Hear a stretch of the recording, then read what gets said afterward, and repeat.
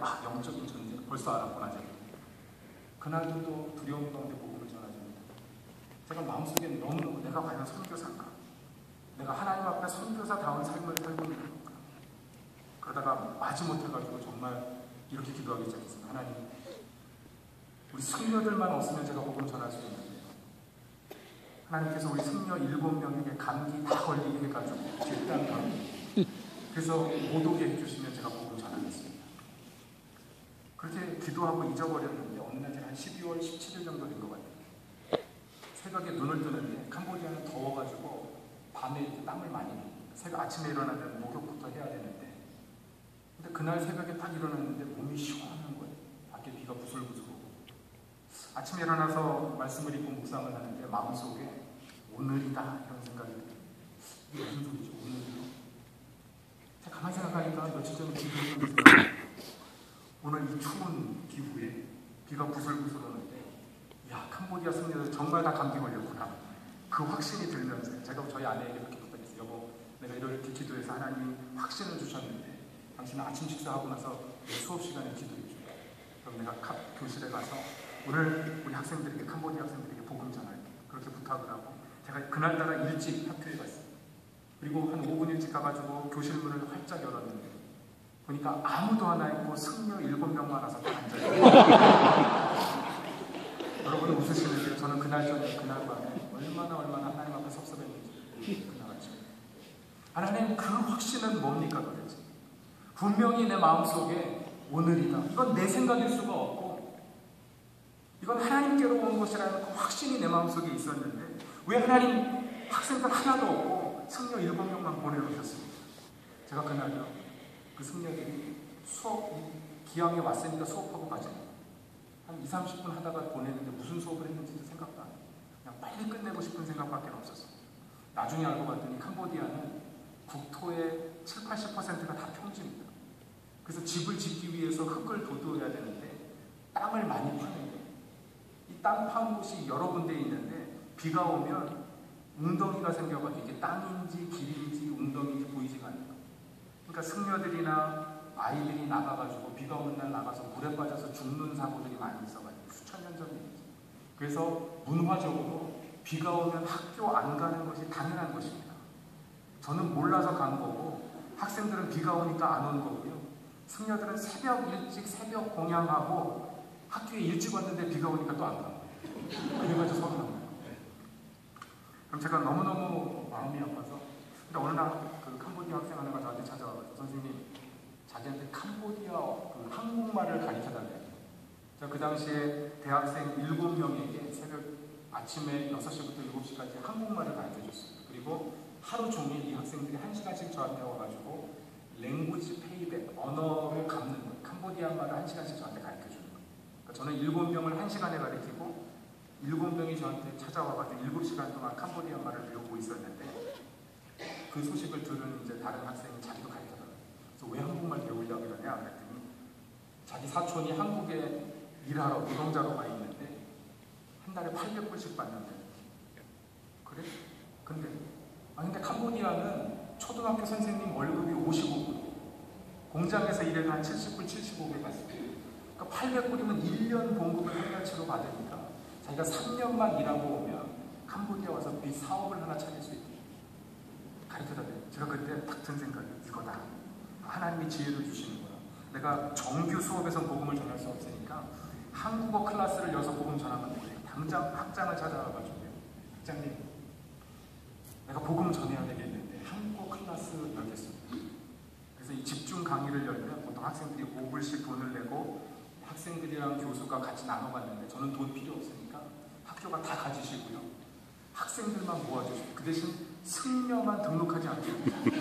그렇게 하겠다. 이 학장이 너무 신이 나가지고 전과의 전학년 학생들에게 교실에 찾아가가지고 너희들 훌륭한 학생들 되려면 한국말 배워야 된다 그래가지고 55명을 모아준 거예요.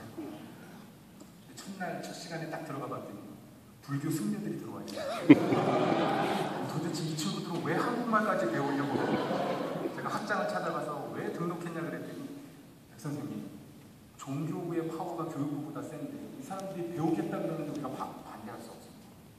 제가 별 생각이 다 들면서 이 승려들이 미워지기 시작합니다. 정말 제 선교 사역의 걸림돌이고 방해자 같은 거예요. 그런데 어느 날 한국에서 단기 선교팀이 왔습니다. 어떤 사역을 할까요? 저희가 전략을 짜다가 대학생들이 20명은 10명은 대학교에서 한국말 가르치고 10명은 저 섬에 가서 무슬림 초등학생들에게 영어 가르치자. 그래서 초등학교에서는 목요일까지만 영어 가르치고 금요일까지 대학생들에게 한국말 가르치고 금요일 저녁에 학생들을 초청해서 전도 만찬을 하자. 이렇게 전도 전략을 짰는데 제가 첫날부터 이야기해서 승려들은 이 전도 만찬에 못 옵니다. 기독교 행사니까.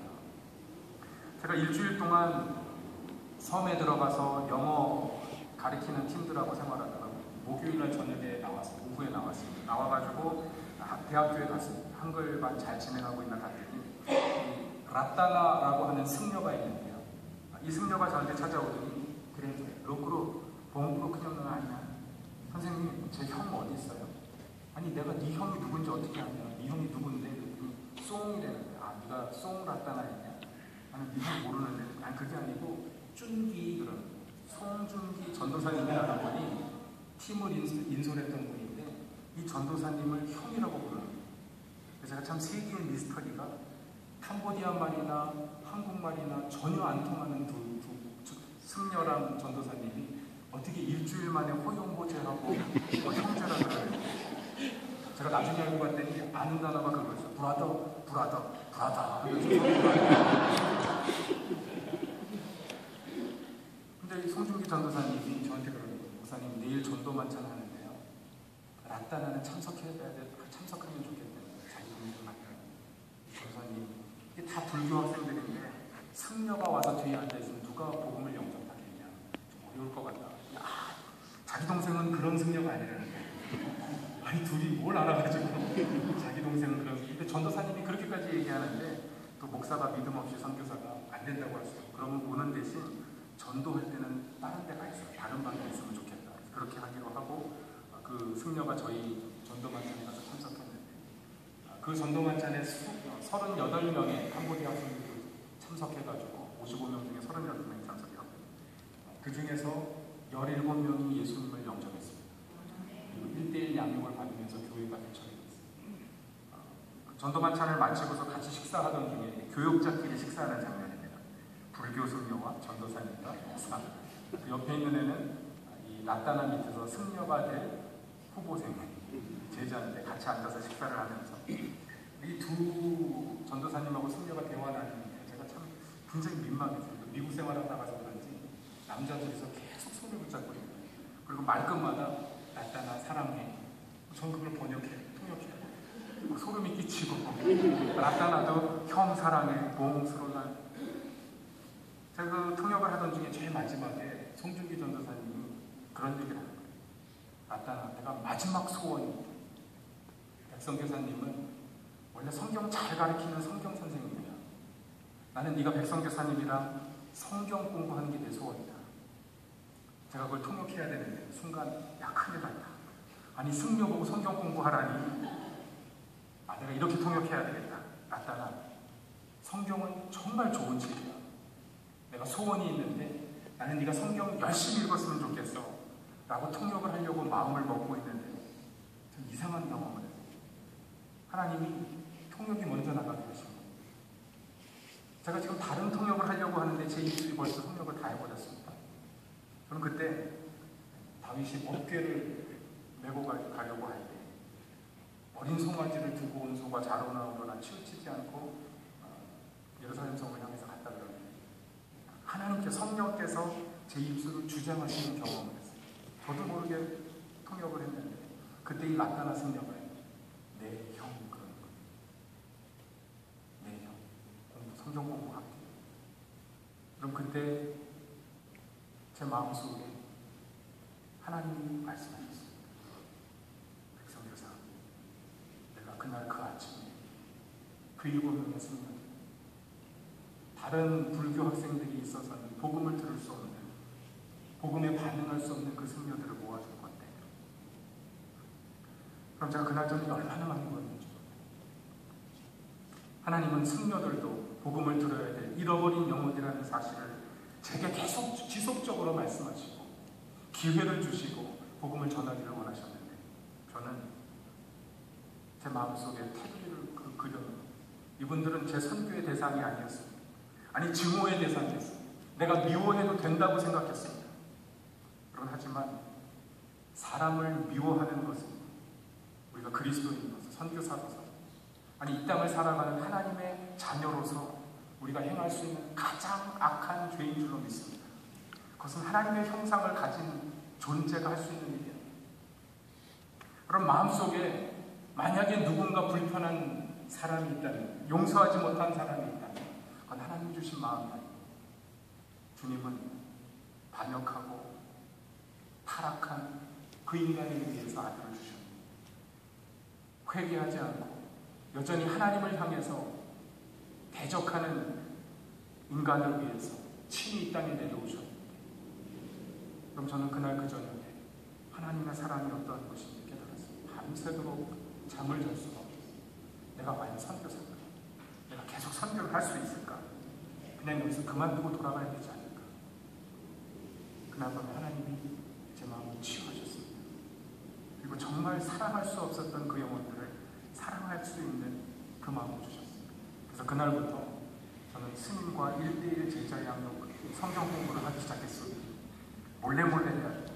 다른 사람들이 알면 안 되니까. 그런데 제가 성경 공부를 하기도 하고 교재를 나눠주고 성경을 주고 그 다음 주에 성경을 안 가져온 거예요. 그래서 왜 안 가져왔냐고 그랬더니 아니 자기가 절에서 성경을 읽고 있는데 어떤 승려가 자기가 읽겠다고 뺏어갔대요. 그 성경을 한 권 더 줬습니다. 그 다음 주에도 뺏기고 이렇게 7권을 뺏겼어요. 그리고 나서 한 번 저한테 찾아와가지고 아주 심각한 얼굴로 선생님 주지스님이 잠깐 들어오시래요. 제가 절에 가가지고 주지스님 앞에 무릎 꿇고 앉았는데 한 70이 넘으시는 스님 저한테 그랬어요. 제가 이제 대학교 선생인 줄 아니까 백 선생님 내가 당신 크리스찬인 거 알고 대학에서 강의하고 교수인 거 아는데 이래서 됐겠습니까? 절에서 방방마다 승려들이 성경 읽고 있습니다. 제발 성경 좀 그만 나눠주십시오. 근데 제가 알죠. 벌써 이분은 제게 경고하고 있는 거죠. 제가 다른 방법으로 이제 성경을 나눠주기 시작했는데 제가 직접 안 나눠주고 그런데 어느 날 또 다른 사람을 누군가를 데리고 왔어요. 그래서 야 나타나 우리가 몰래 성경 공부하는 건데 누구냐 그랬더니 아니 선생님 이 친구가 지금 절에서 승려가 되려고 제 밑에서 훈련받는 제자인데 이 친구도 1:1 제자 양육을 받아야 되겠다는 거예요. 데려와가지고 저희 교회 전도해가지고요. 승려가 안 되고 성도가 돼버렸습니다. 이렇게 여러 분을 전도해 어느 날 제게 초청장을 하나 듣고 왔어요. 무슨 초청장인가 봤더니 깜봉장에서 제일 큰 절을 짓고 우리로 얘기하면 봉헌 예배를 드리는데 저보고 참석하라는 거예요. 초청장. 가만히 보니까 그냥 참석하는 게 아니고 거기다 헌금을 해야 돼요. 시주 같은 걸 해야 돼요. 근데 제가 선교사가 성도들이 기도와 헌신과 눈물로 헌금한 그 헌금을 가지고 생활하고 사역을 하는데 그 돈 가지고 또 제가 절에다가 시주하면 이게 뭐가 되겠어요? 그래서 내가 가지 말아야 되겠다 생각을 했더니 저희 아내가 여보 그러지 말고 캄보디아 현지 목사님들한테 물어보래요. 가야 될지 말아야 될지. 그 말이 옳다고 생각이 돼서 제가 현지 목사님에게 전화를 걸어서 물어봤어요. 그랬더니 이분들이 백 선생님 꼭 가셔야 돼요. 우리 기독교가 캄보디아의 소수 종교인데 당신이 지금 그 절에 가서 그분이 이 깜뽕짝에 굉장히 영향력을 끼치는 스님인데 좋은 관계를 맺어놓으면 그럼 앞으로 우리가 교회 허가받을 때나 건축할 때나 훨씬 도움이 된다는 거예요. 우리가 깜뽕짝 교회 협의회에서 돈을 대줄 테니까 당신 선경금으로 가져가시고 참석하십시오. 그래서 제가 봉헌 예배, 절 봉헌 예배 참석했어요. 그랬더니 이 라타나 승려가 저를 승려들을 불러 모으는데 이제 성경을 받아가지고 읽었던 승려 이 선생님이 성경교 선생님이야 소개하려고 불러서 저를 인사시키는데 이 친구가 저를 그렇게 인사시키는 거예요. 로그로 백페지에 뿌리아쌍을 샀으면 그랬어요. 우리 백 선생님은 기독교의 스님이셔. 무슨 소린가 가만히 봤더니 우리 송중기 전도사님이랑 오해가 있었던 거예요. 네가 불교의 스님이듯이 나는 기독교의 전도사라서 쌤. 그랬더니 이분은 내가 승려니까 너도 승려구나. 근데 백성교사님은 목사님이니까 더 높아. 그래가지고 제가 기독교의 주지스님 정도 되는 줄 알았어요.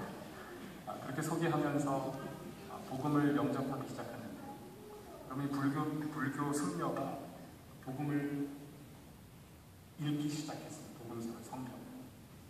어느 날 저한테 와가지고 제가 제자연으로 성경 공부를 하면서 마태복음 1장부터 7장까지 월요일 일주일 동안 읽어와라 이렇게 부탁을 했는데 이 친구가 그 다음 주에 와가지고 읽었다는 거예요. 그럼 캄보디아 대학생들도요, 글 읽는 거를 굉장히 싫어합니다. 왜냐하면 크메르주 혁명, 킬링필드 기간 동안에 이 공산군들이 양민들을 학살하는데 두 종류 사람을 죽입니다. 하나는 종교인들, 또 하나는 지식인들, 미국과 협력한 지식인들. 지식인을 가늠하는 기준 중에 하나가 안경 쓴 사람 다 죽였어요. 부르주아니까. 그리고 글 읽을 줄 아는 사람은 다 죽였어요. 배운 사람들이니까. 그래가지고 글 읽는 거에 대한 잠재적인 불안감이 있어서 대학생들도 교재 읽히기도 너무 힘든데 이 숙녀는 독경의 은사가 있어요. 그냥 앉아가지고 읽으면 막 쭉 어디까지 읽었냐 했더니 마태, 마가, 누가복음을 다 읽었어요. 그랬더니 자기가 질문이 있더라고요. 궁금한 게 뭐냐 그랬더니 왜 예수님이 똑같이 3번이나 태어나가지고 똑같은 삶을 3번이나 환생하셨냐는 거예요. 저 마태, 마가 누가를 읽고 있었는데 불교 마인드로 성경을 읽으면 그렇게 됩니다. 그게 아니고 공간복음을 설명해줘. 근데 정말 중요한 질문을 하는 친구. 이 복음이 40이냐? 흥분한 목소리죠. 선생님, 이 복음이 사실이에요. 정말입니까? 왜 그래? 무슨 일인데? 불경에 보면 어떤 한 여인이 자기 과부가 된 여인이 아들이 독자가 있는데 그 외아들이 다 죽게 돼가지고 부처님께 살려달라고 하는데 부처님이 다시 아랫마을에 내려가서 3대째 죽음이 없는 집에 쌀을 구해서 죽을 써먹이면 살릴 수 있다는 거예요. 아들 때에도 아무도 안 죽어야 되고 형제도. 아버지 때에도 작은아버지, 큰아버지 아무도 안 죽어야 되고 할아버지 때에도 작은할아버지, 큰할아버지 아무도 안 죽은 집안을 찾으면 되는 거예요. 근데 이 여인이 내려가서 그런 집이 있나 가가보고 방문을 해보니까 태어나다 죽고 병들어서 죽고 전쟁 나가 죽고 늙어 죽고 죽음이 없는 집이 없더래요. 그래서 부처님께 와가지고 다른 방법이 없겠냐고 했더니 부처님은 한 말씀 하셨대요. 그것이 인생이니라. 죽음의 문제는 부처님이 해결할 수 없었는데 예수님은 난성의 과부의 죽은 아들을 그것도 관에 넣어서 장사하기 위해서 메고 나가는 그 길에서 만나셔서 예수님이 살리셨다는 거예요. 예수님은 죽은 자를 일으키셨다는 거예요. 형제의 마음속에 성령이 역사하기 시작한 거예요. 하시기 시작한 거예요. 그래서 제가 물어봤어요. 믿어지냐? 그랬더니 하나님이 믿음의 은사를 주셨어요. 네, 믿어집니다.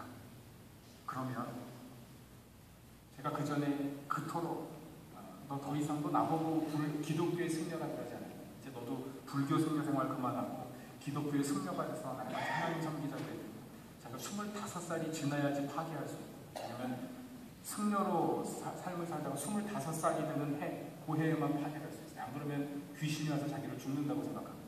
그 두려움 때문에 파괴를 못했어요. 그래서 3년만 더 기다렸어요. 그래서 22살이었어요. 선생님 3년만 기다리면 내가 선생님이랑 같이 기독교의 승려가 되겠습니다. 그랬더니 복음서를 통해서 예수님을 만나고 나서 어느 날 갑자기 승복을 벗고 나타났습니다.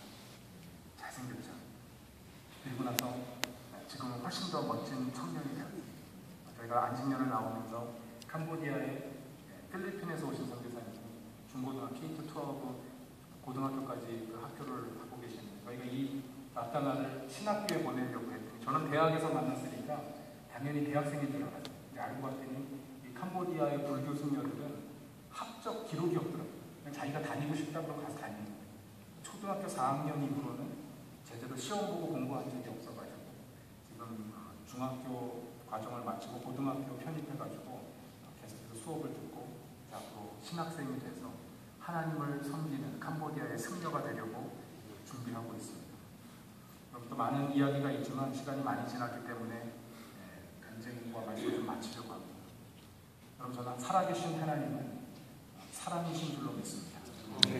그리고 그 하나님께서 아들 예수 그리스도를 그 사랑의 분신으로 이 땅에 보내셨고 하나님의 그 사랑을 확증하기 위해서 이 땅에 보내셨고 그 예수님께서 제자들에게 너희도 이와 같이 서로 사랑하라고 명령하셨습니다. 왜냐하면 우리가 서로 사랑하면 세상이 예수 그리스도를 믿지 않는 이 시카고의 비신자들이 정말 하나님은 살아계신 사랑의 하나님이시구나.